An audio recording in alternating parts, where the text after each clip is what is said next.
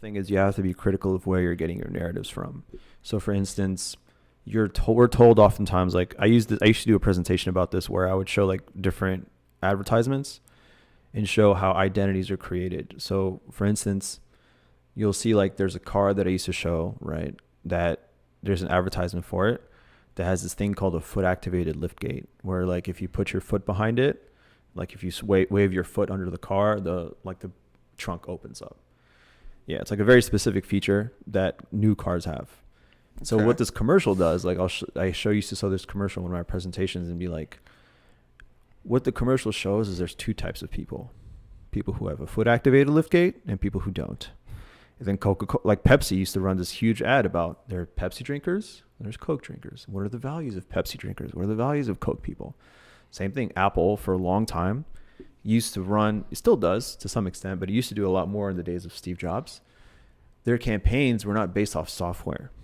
Their campaigns were not run based off of like our computers can do this and they have a better processing power, better It's more about their why and who they are. It's more about identity. It's about like what types of people have a Mac, right? Yeah. So they used to have, I remember this one campaign, it's called Think Different, right? So they used to show like Gandhi, MLK, what's the Beatles, like people who were like these countercultural figures in their time period.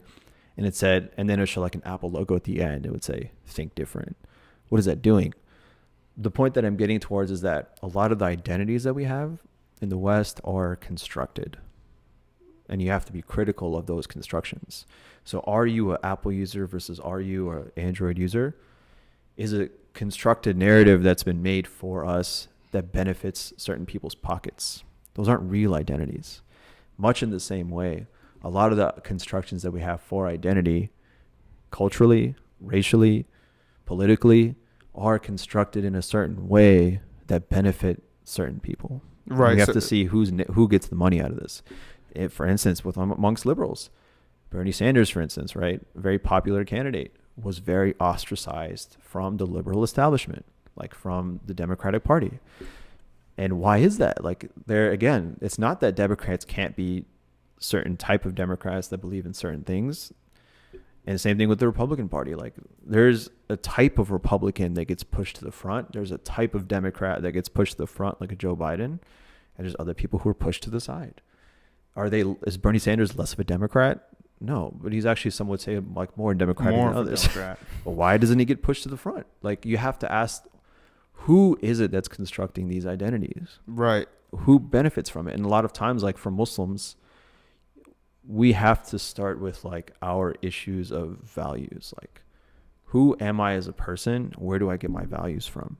One of the things that, for instance, will never be told to you in the West, generally through corporate advertisements, through school, through media, all the different ways that you understand information, no one will ever tell you to respect your parents. No one, ever. That'll never be told to you.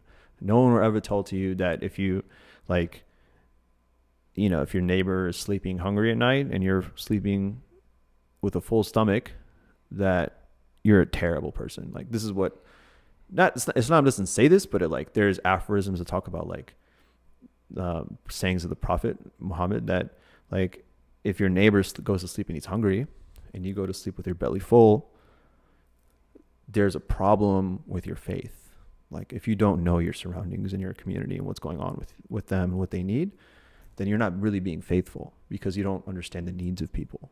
And to actually be someone who is like a representative of God and the earth, you have to be aware of what the people around you need and give it to them and make sure that they have it.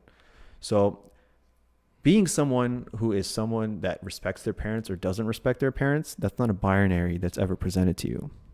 Being someone who cares about their neighbor versus doesn't care about their neighbor is not a value that's ever presented to you. It's not an option. So what I'm getting towards is that like our values are a lot of times erased. And that's without a doubt. Like no one, because of the fact that they're never brought up.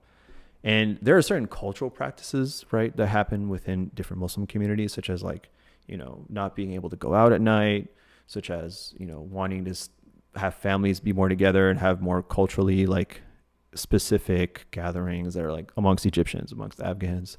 There are certain cultural practices that like, sure, like women not being able to have as much freedom as they go out of the house or ask more questions. And actually, that's all like you'll find girls on Instagram and Twitter complaining the same things, that their dads are much more lenient, or their parents are much more lenient with their brothers than they are with the sisters. I think that's just genuinely a cultural, or actually just an instinctual thing as a parent. Yeah, as a parent.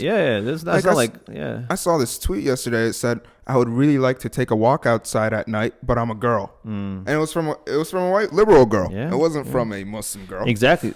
So that my whole point is like, you have to know what it is that your tradition offers on both sides, and you have to know what the fault lines are. Like, you have to be able to understand how to criticize everything, but in a critically important way. So that's one of the troubles that I had growing up, was like, how do I hold on to the parts of Islam that I find very beautiful? And the trouble is, I would say 95% of Muslims don't know what their tradition is. Even if you were raised in a very conservative household, went to Sunday school, went to the mosque, you don't know what 95% of the tradition says. For instance, have you ever read a Rumi poem in Farsi? Like, no, most people haven't. That's a huge part of the tradition that no one talks about.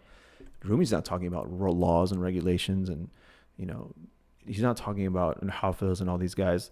They're not talking about like how to drink water, like what are the rules and regulations. Are you talking about the Islamic poems and Islamic literature? I'm talking about like how, because they're beautiful. Yeah, man. So that's what I'm saying, is like, there's been so much in Islamic history, in Islamic like writings and literature and poetry and stuff that no one's ever read, and they have a very specific understanding of Islam, that Islam is just rules. Right. Islam is just regulations. Islam is just like, don't do anything, sit in your house, don't go outside, don't go to the movies, don't go to the ball. That is that Islam is just rules and regulations. Whereas the majority of stuff that's been written over time by Muslims is like about love. It's about like poetry. It's like, architecture, it's civilization. It's some of the stuff that you see behind you. It's like these kinds of geometric patterns and designs. And there's so much that has been, again, this term of like, you have to ask, why is it that these parts of Islam are never shown to me? It's never, well, a lot of it has to do with the way the West teaches. Yeah, I was talking actually to this guy named Ralph yesterday. He's super redneck, and the guy was telling me, "Oh, you don't know your history. I know my history. Rome was the 6th empire and all this stuff." I was like, "Great, man. You sound awesome." And he does know his history quite a bit, but he had 1,000 years of history missing out of his book, which was Islamic history. Oh yeah. And I was actually, so the video that you put up is for college Muslim students. Yeah. And so there was actually, they continued on with that seminar, and another professor came up. I forgot his name, but he's a doctor, and he was doing Arabic studies. No, actually Islamic studies. He's a professor in a college that does Islamic studies. And he has what he called these groupies that follow him from year 1 to year 4. And so this girl was now a senior in her 4th year of Islamic studies. And he read to them an Arabic poem about love. And she started crying. And he said, wow, like, I did such an amazing job, right, at reading out this poem, that this girl started crying, and he started praising himself.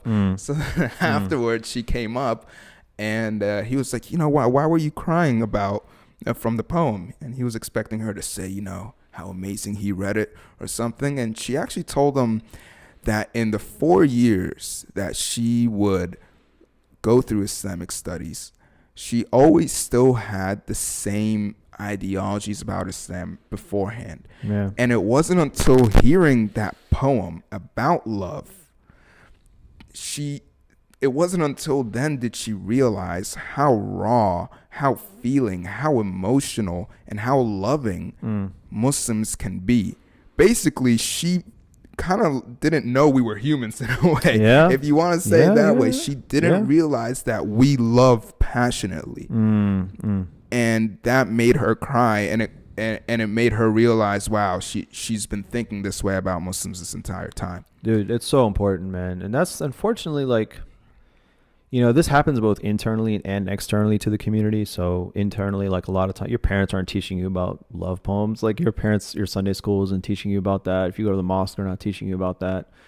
So unfortunately, within the community too, this happens where in a sense, because people in the community might feel threatened that they're going to lose it, so they have to like enforce certain laws, they have to enforce certain identities that they get you into trouble if you do something that's like a little, you know, progressive or out of the, you know, norms. And so they'll come down hard and they'll criticize you and ridicule you. And if you're not wearing a hijab or if your beard is not a certain way, you're like, so Muslims too, like within the community, have this sense of fear that they're not, instead of like trying to be talking about the beauties of their tradition, they instead try to become these like enforcers of the tradition. Right. So that happens both internally and externally. So like externally, it happens from the things that you're talking about. Like no one ever talks about, no one ever shares on the media.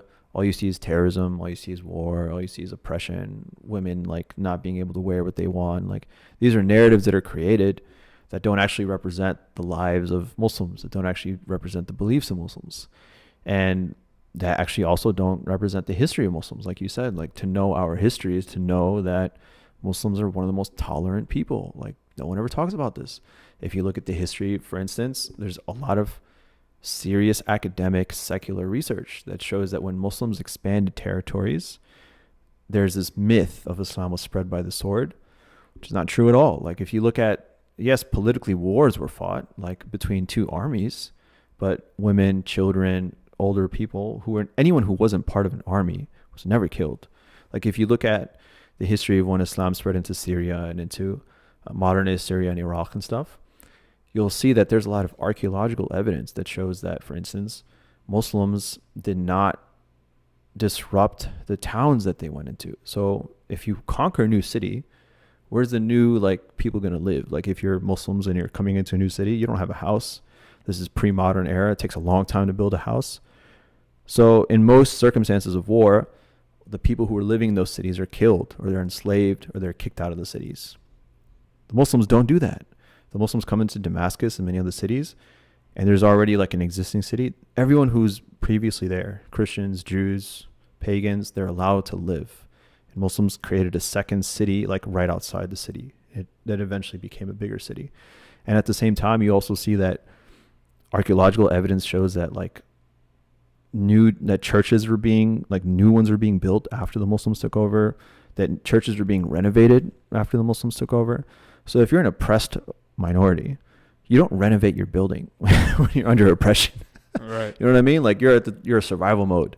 You don't like, there's no other, if you're an oppressed minority in a like society, like if you're right now, I don't know, wherever, if you're like a Muslim living in Myanmar, like where Muslims are being oppressed and they're being kicked out in the Rakhine state, they're not renovating their homes. You don't see any renovations happening. You know what I mean? So like that renovation is a sign of comfort. Renovation is a sign of like, I'm allowed to progress in my lifestyle. So again, like a lot of these narratives, they're just not true. Like most Christians, and there's been some problematic points in history for sure, but generally speaking, like Christians and Jews enjoyed a lot of like diversity and freedom amongst Muslim rule. And this is something that Muslims don't know. Like Muslims have a lot of internalized like Islamophobia. Muslims have, that's such an important thing, man. You have to understand, why do you believe the things you believe about your own self? Right. And it's in a way, that's crazy that you said that, because that's really true, is that Muslims, even now, we believe it's actually the same thing that happened in the African American community, where they actually started believing the things that the Western culture was telling them that they are. Another thing is, at least one of the first empires, if not the only empire, the Islamic Empire, to ever allow multiple religions under its ruling. Mm-hmm. So but there's somehow this false idea that Muslims, once they enter a country, want all of them to be Muslims. Yeah, it's just not true, man. The archaeological evidence like shows this. For instance, like Muslims, we know that in like the I think it's the Abbasid time period or the Umayyad, I'm trying to remember which one, but there's survey data that shows that, for instance, the Muslims didn't become a majority in those lands until 200 years after the conquering. So for instance, like the Muslims were originally, when they came in, they're like maybe 2% of the population, and then eventually they became 5%, 10%, 20%. Over several hundred years, they became a majority. Wow, I didn't even know that. Yeah, no one knows this stuff. This is what I'm saying. It's like very important to know this, that there's this idea that Muslims came in, they conquered, they forced everyone to convert. There's no forced conversions in Islam. Like we know this is an ayah from the Quran that says you're not allowed to compel anyone to believe. And that's something that was followed. And like, what does it say about a community that doesn't become a majority in the lands that they own until several hundred years later? It means that people weren't forced. It means that people like gradually over time converted, because either they thought that the religion of Islam is something that was relevant and meaningful to them, or they liked the Muslims, or, you know, Muslims over time, you know, had children, and those children grew up, and people that were not happy, you know, or whatever. So meaning that to say that, how does that narrative get constructed, right? And how does that narrative of the violent Islam get constructed? How does that narrative of violent Muslims and oppressed women and oppressed this and like terrorism and all these different things? Those are the first things you know about Islam. And the biggest consequence that I've seen, on one hand, yeah, it's foreign policy in the way that other Muslim countries are bombed back to the Stone Age. And on the other hand, it's like internalized Islamophobia. This is one of the biggest things. For instance, like we know this in our generation. If you're hanging out with some friends, comes time to pray, a group of them might go and pray. The other ones feel so uncomfortable. There's a lot of Muslims that when they see any visible representation of Islam in public, become so uncomfortable, like highly uncomfortable. If you see a woman in hijab, if you see someone praying, even the mention of Islam, like talking about it in public, even being like asked, cringes. Where are you Muslim? Yeah, exactly. Being asked, where are you from? They're like, oh, they like try to like brush it off, like, you know, or like Iranis calling themselves Persian. Yeah. I've never heard an Iranian call themselves from Iran. That's what I'm saying. Yeah, and why? Like, you have to ask that question of, if this is about freedom, if this is about liberty, if this is a society that espouses, you know, that I should be able to do whatever I want, why am I not allowed to be fully myself? So you have to interrogate that. Like, there's a hypocrisy there, which means that that's not actually what they want. What actually sometimes is asked for of you is subservience, is dominance, is asking you to become more like a certain people. And it asking you to lose yourself, not actually be who you are. And as Muslims, like as minorities, even as, you know, if you're a white person, if you're an atheist, if you're Christian, whoever you are, if you're asking someone to become something different than what they are, how are you espousing liberty? Like, how are you espousing justice? How are you espousing freedom when you're asking someone to change who they are? That just doesn't make any sense. Like, it's pretty hypocritical.